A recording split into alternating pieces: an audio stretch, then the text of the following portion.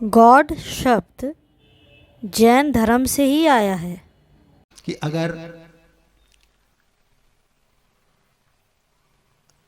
ये सेंटेंस था तो वो इंग्लिश में, लेकिन हम उसको हिंदी में ट्रांसलेट करके सीधा सीधा आपके सामने रख देते हैं। वो ये था, अपने हृदय के कोने में हमेशा एक थोड़ा सा पागलपन और थोड़ा सा बचपना बनाए रखो।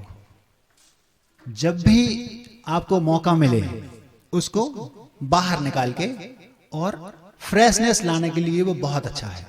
क्या कहा? गंभीरता तो होनी चाहिए, लेकिन थोड़ा सा पागलपन और थोड़ा सा बचपना अपने हृदय के कोने में बनाए रखो। अगर आप एक अच्छा जीवन जीना चाहते हो तो जैसे ही वो बिटिया आई, महाराज जी आपको कुछ आवश्यकता तो नहीं है? तो हमने कहा बेटा हमें कुछ आवश्यकता नहीं है। ऐसा थोड़ा सा बच्चे बोलते ना मुंह बना के, तो महाराज जी कुछ तो होगा, कुछ तो आपको चाहिए। हमें कुछ नहीं चाहिए महाराज जी, कुछ तो चाहिए होगा। तो हमने सोचा, बार बार बोल रही है, बेटा जो तू देना चाहती है उसकी हमें आवश्यकता नहीं है, अथवा जो तेरे पास है उसकी हमें आवश्यकता नहीं है, और जिसकी हमें आवश्यकता है वो ना तू दे सकती है ना तेरे परिवार के लोग दे सकते हैं, क्योंकि तेरे पास वो चीज है ही नहीं। फिर भी महाराज जी कुछ तो ले लो। तो उससे तो हमने उस समय, उसको बच्ची थी तो ज्यादा बचपना भी अच्छा नहीं, तो आशीर्वाद देके भगा दिया। फिर सोचा कि 2 दिन के लिए यहां आए हैं इस कॉलोनी में, तो मन में हमने सोचा सब कि आखिर कोई चीज होनी चाहिए जिसकी आवश्यकता हो। तो हमने कहा हाँ, एक चीज की आवश्यकता हमने सोचने के बाद हमें महसूस हुई कि है। तो हमने कहा वो हम बच्चों से नहीं मांग पाएंगे, हमने कहा भरी सभा में सबसे बोल देंगे तो वो हमें दे देंगे। तो यदि आप लोग देना चाहें तो हम कहें दे देंगे, ठीक है। और कहाँ रखेंगे महाराज जी? तो जहां हम रुके हुए हैं, जहां अभी हम 20-25 दिन से रुके हैं, वहां हमारा कक्ष सबको पता है कि किस कक्ष में है। तो उस कक्ष में जो टेबल है उस पर जाकर आप रख सकते हैं। महाराज जी क्या, कौन सी चीज है जिसकी आपको आवश्यकता है? 24 घंटे हमें अपनी साधना में कम पड़ते हैं, 1-2 घंटे की यदि आप व्यवस्था कर सकें तो हमारे पाटे पर जाकर आप रख देना।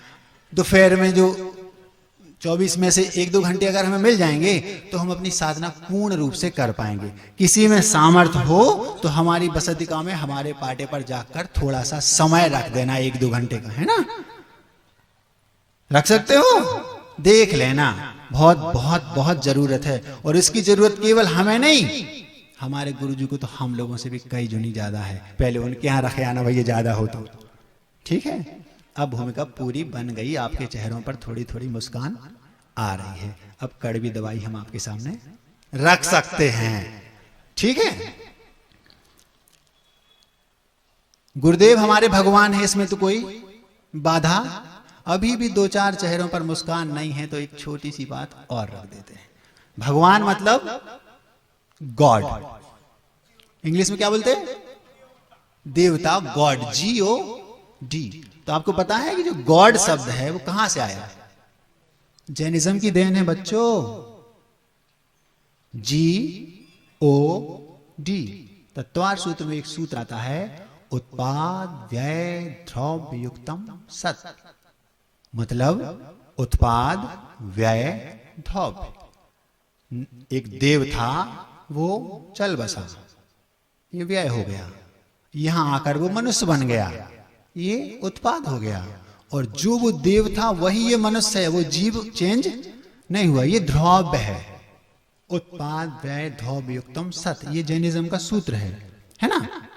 अब महाराज जी वो देव मरा नहीं, देव की पर्याय चली गई, लेकिन उसमें जो जीवत्व था, जो वो था, वो मैं हूं, जो पलटता रहता है। यहां से मनुष्य बन गया, मनुष्य से नारकी बन गया, नारकी से ये। तो उत्पाद व्यय द्रव्य युक्तम सत, ये जैनिज्म का सूत्र है। अब गॉड कैसे बना? गॉड का अर्थ देखते हैं। जी जनरेटर, जी से जनरेटर मतलब उत्पादक, उत्पन्न करना, समझ रहे ना? ओ ऑर्गेनाइजर, GOD डिस्ट्रॉयर, समझ में आ गया? GOD जनरेटर, ऑर्गेनाइजर, डिस्ट्रॉयर, उत्पाद, व्यय, धौत, और एक और सब आगे का जो आप सब जानते हैं, ब्रह्मा, विष्णु, महेश। ब्रह्मा को क्या बोलते हैं? लौकिक क्षेत्र में ये सृष्टि के निर्माता हैं, उत्पादक हैं। और विष्णु को क्या बोलते हैं? ये पालन करता, मतलब ऑर्गेनाइजर, संचालक, है ना। और महेश को क्या बोलते हैं? संहारक, डिस्ट्रॉयर। समझ में आ गया? तो जो GOD गॉड जो बना है वो जैनिज्म की देन है। इसका मूल सूत्र है उत्पाद व्यय द्रव्य युक्तम सत। समझ में आ गया? ठीक, अब सभी लोग व्यवस्थित हो गए।